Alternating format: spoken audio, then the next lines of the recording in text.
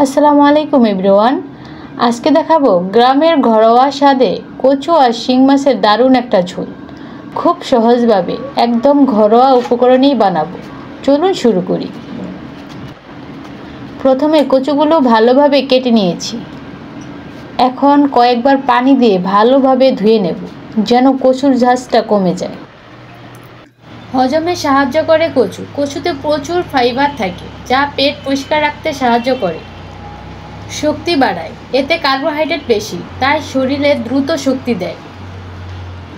এবার কচুগুলোকে সিদ্ধ করে নিচ্ছি, এতে রান্না হবে নরম আর মজাদার। হার্টের জন্য ভালো। কচুতে সোডিয়াম কম, পটাশিয়াম বেশি, এতে রক্তচাপ নিয়ন্ত্রণে থাকে।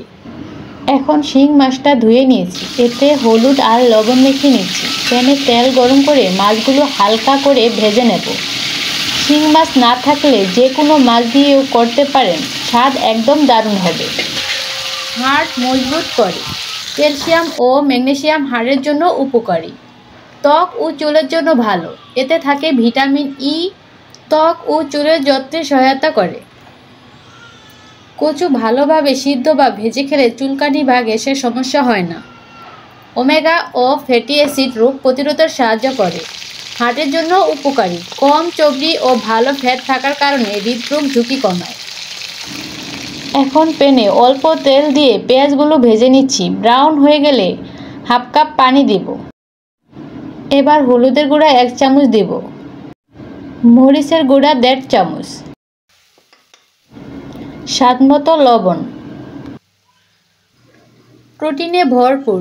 শিং মাছ শরীরে পেশি গঠনে সাহায্য করে, রক্ত বাড়ায়, এতে আয়রন বেশি থাকে, যা রক্ত স্বল্পতা কমায়, রোগ প্রতিরোধ ক্ষমতা বাড়ায়।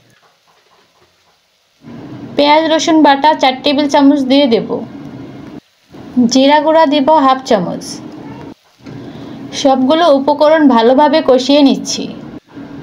মশলা থেকে সুন্দর তেল উঠে আসলে বুঝবেন কষানো ঠিকমতো হয়েছে।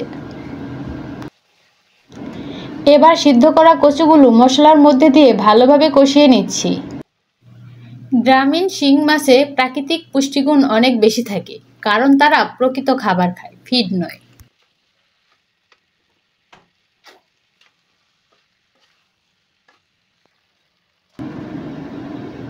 এখন 2 কাপের মতো পানি দিচ্ছি।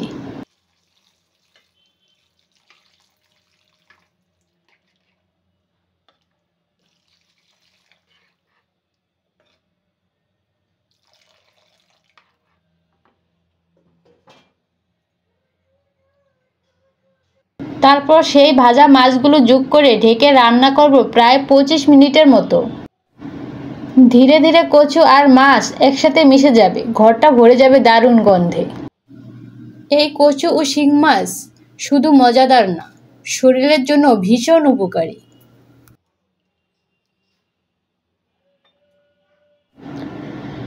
দেখুন, তৈরি হয়ে গেল ঘরোয়া কচু ও শিং মাছের ঝোল।